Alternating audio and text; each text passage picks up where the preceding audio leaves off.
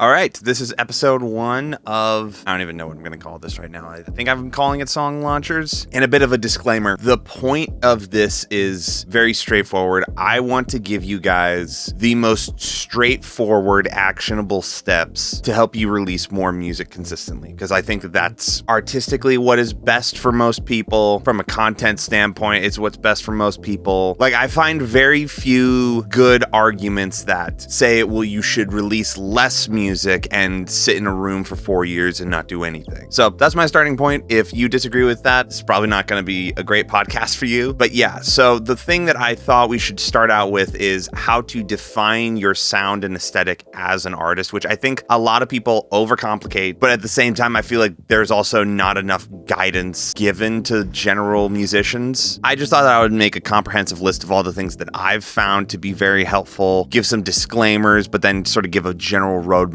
to if you want to sit down over this next week and define that for yourself. Here's a very straightforward process of how to do that. So first, I think we should talk through some of the common pitfalls that I see people falling into when trying to define their artistic brand / aesthetic. First one that I see is actually a lack of branding. I don't want that to sound judgmental, but it's just kind of artists who don't really have a curated aesthetic in the traditional sense. And I see a lot of artists being like, well, why do I need a brand? Why do I need to even think about it? Why don't I just be me? And the real issue behind thinking of it that way is that there's not really anything special for people to latch onto. If you're not intentionally curating what other people are seeing when it comes to your art, it can be kind of off-putting. It's almost as if somebody woke up in the morning and they didn't really care if the shirt that they wore was clean or dirty, and they walk in and they have super clean shoes, really dirty pants, and really vintage classic t-shirts and hats. Like, if that's the aesthetic you're going for and you happen to land on that, that's fine. But most of the time, when people take that approach of just like, I don't really care, I'm just gonna not think about it, most of the time it doesn't result in the image that they want coming forward. It results in this random scattered image being shown to everyone else, and it's, as a music listener, very hard to connect or even know how to connect. Another common pitfall that I see is sort of this slightly drifting aesthetic that happens unintentionally over the course of multiple releases. And again, I'm putting an emphasis on unintentional. Like, if you are intentionally changing your sound and wanting to go in a different direction, that's fine. But what I see happen more often is there isn't really something core to their sound that has been defined. And so they just sort of lightly start experimenting with a lot of different stuff, and it starts slowly shifting over the course of releases to the point where they want to revisit the sound from the first single they did at the beginning of the year, but they're in a completely different genre right now, and it would be very off-putting to their listeners if they were to release something like that. Probably one of the most common instances I see is this third one, where I call it the rando rebranding switch up, where it seems like every single release the artist has, they've changed genres or visual aesthetics, and it's very disorienting. One album cycle, they will release a folk indie EP. The next song will be a rock album. They'll dabble with a EDM producer for a little bit, and then maybe make a metal album. It's it's all over the place. And the problem with doing it that way is people don't really know what to expect when they follow you. And I think maybe this could be a point where we get into some of the videos that I recommend people watch for more info on these topics. So to start off, I highly recommend this video from Andrew Huang. Don't do this if you want a successful music career. I was actually really excited when he decided to talk about this, because it's something that I feel not a lot of musicians talk about. And he essentially goes through the fact that a lot of his discography is very genre bendy.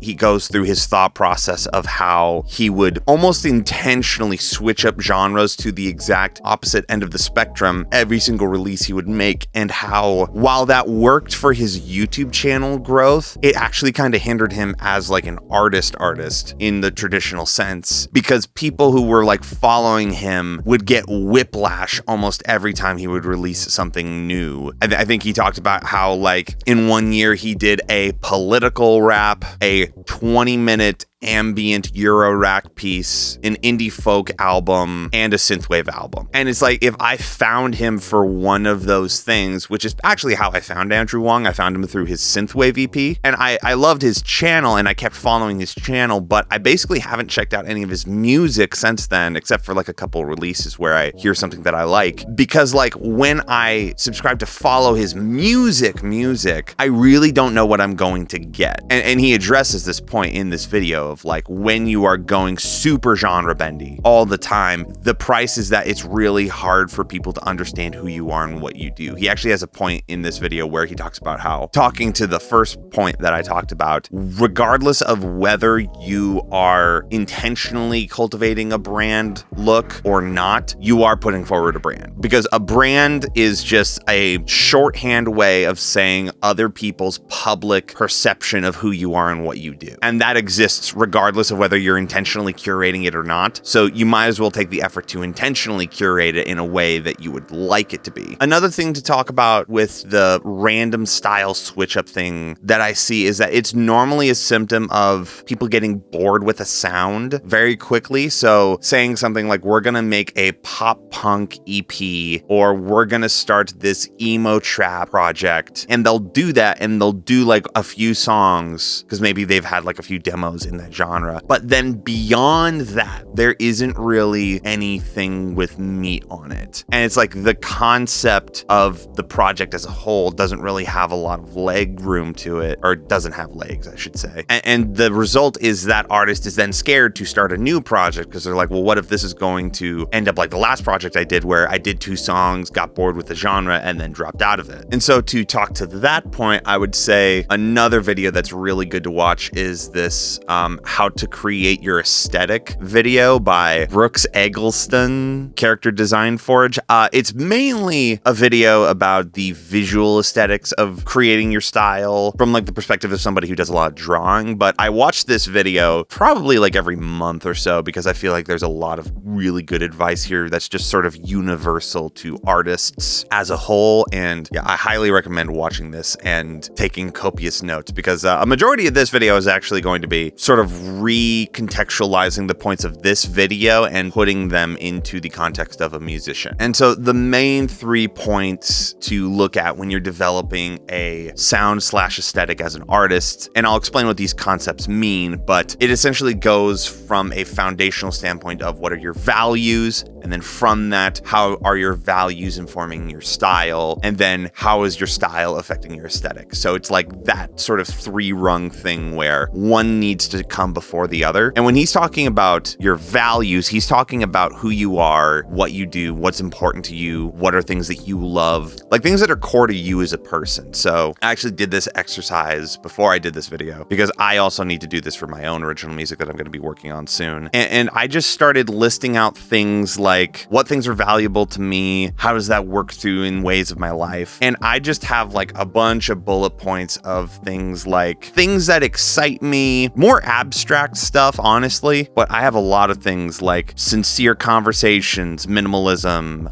simplicity, small groups of close friends, beautiful landscapes, vintage aesthetics, clear communication, well-crafted jokes. Something that I kind of reiterated multiple times for me that I've just noticed as a reoccurring thing in my life that I enjoy is being in scenarios where there's like no questions barred, but at the same time, it's not like a investigative, like harsh way. It's very relational, like, hey, you know, how you doing, man? And that's sort of something that is consistently happening throughout my life, from having conversations with coffee meetings or just having conversations with artists that I work with for my production stuff. Like I just made a bunch of bullet points like that. And it was very insightful to see how many of those things are like core to me as a person and how there's kind of like a consistent through line in that. So that would be considered my voice, what I am saying. And then that would inform my style, which is how I am saying it. So right away, this is before we get into anything like genre or like musical styles or things like that. But like when I'm going through all of those values that I have and my voice as a person, how would I want to emphasize some of those conversations that I have with people? How would I want to represent those musically? So I have a bit of a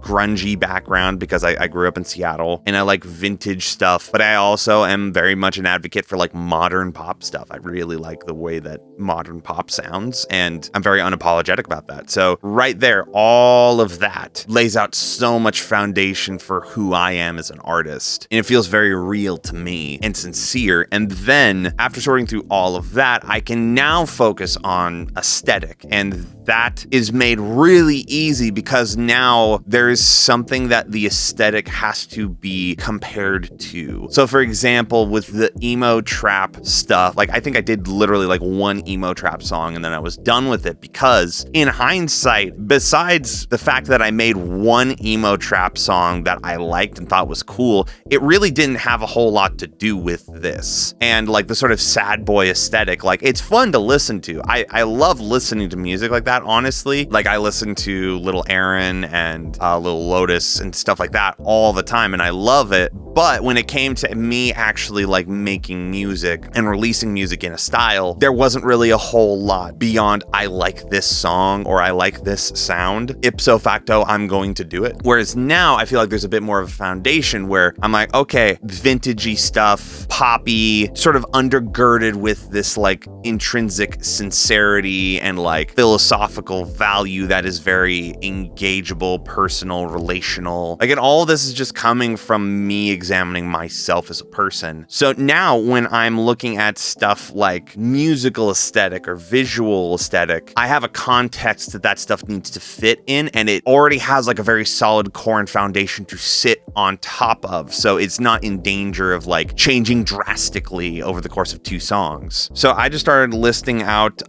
some artists that I feel like for me have that intrinsic quality of like they're sincere, they're honest, they're poppy, they're very intimate, but they're also very genre bendy. So some stuff that came up was A Glory Sound Prep by John Bellion, who is one of my favorite artists. Bon Iver, specifically 22 A Million. I really love that level of like weird production, but also like honest songwriting stuff. Obviously the 1975, because that's what most of my career is around right now, is just replicating 1975 songs. But also Gautier, his album Making Mirrors actually had a big impact on me because I grew up on psychedelic pop stuff, and hearing psychedelic pop keep that same aesthetic but be reinterpreted into like a modern production setting, I really love. So I just started going on Pinterest and collecting things, which by the way, one of my buddies, Louis Desca, who I just met at NAMM after we connected on TikTok, he had a really great suggestion when I was asking him about this. He said, go to Pinterest and start collecting stuff in the interior design world. He said that that really helped him cultivate like the aesthetic that he has as an artist. And so that's exactly what I did. I started making a Pinterest board and started out with a lot of like interior design stuff that I felt was very true to that artist image that I was talking about. It's like it needs to be intimate and honest, but not like overly deep, like not deep to the point where it makes you feel uncomfortable. And so like this sort of like casual 70s room aesthetic, for me as a person, I would feel very comfortable having like a long conversation in a room like this for a long time. But then also modern production stuff, like there's a computer in almost all of these, like it's ready for like a creative environment. There's a lot of like greenery, which by the way is actually inspiring me to like get some plants in here sometime soon. And then there's a lot of like warm tones that are very like inviting and very welcoming. And that sort of led into looking at like, okay, what are like some artist visuals that I might want to look at? Or what are some graphic design stuff that I might add that like would all fit together in this aesthetic, which then culminated in me making some thesis statements as an artist for me. So my view as an artist moving forward is going to be, if a modern SoundCloud/pop producer was transported to an 80s studio, that's one of them. Another is a super deep conversation with a friend that's sincere and serious, but still lighthearted enough to where you can crack jokes. And then finally, which is more of a musical style thing, is a record that sounds vintage, but still has a bit of like modern time traveler pop stuff sort of poking out of it. And so all of this stuff that I've done has actually really helped solidify like, okay, as an artist, what direction do I want to go? What stuff do I want to expand on? And when I'm writing stuff, it actually helps inform like, okay, what is like the final form of this turn into eventually? Now, something that I have heard as a sort of rebuttal to thinking of your artistic brand in this way way is saying, well, yeah, but what if it's restricting to me creatively? What if my artistic voice as a person is constantly changing song to song and like I can't stay focused on one specific sound? And what I would say to that is, first of all, your artistic style and your voice are probably not changing as much as you think they are. I would say your aesthetic is probably changing a lot. But what I would say as a comforting point to that is you are never going to be able to fully encapsulate everything you are as a person in your artistic brand. Like it's not possible, assuming that you are a real human being. So here, an example of this. I love 60s psychedelic pop and I'll write and produce stuff like that. I love industrial metal and I'll write and produce stuff like that. I'll make lo-fi hip hop stuff and I'll write and produce stuff like that. And I'll make Porter Robinson EDM bangers and write and produce stuff like that. Sprinkle in some random pop punk, indie pop, some soft folk stuff, like way too much to actually like contain in an entire artistic brand or image. And so what I've done is I've continued writing all of that stuff, but I've just gotten a lot pickier about what actually gets put forward into this new artistic brand, which is really not that hard for me because when I started learning how to produce music, I started learning through remixing stuff. I would download a Katy Perry vocal a cappella from YouTube and I would reproduce it in like a style that I thought was cool at the time. So it could be like a math rock thing or an EDM thing. And if there's anything that like YouTube and TikTok has shown us, it's that pretty much any song ever can be reimagined in a different genre with just a few aesthetic tweaks. Like there's things like postmodern jukebox, or I forget if it's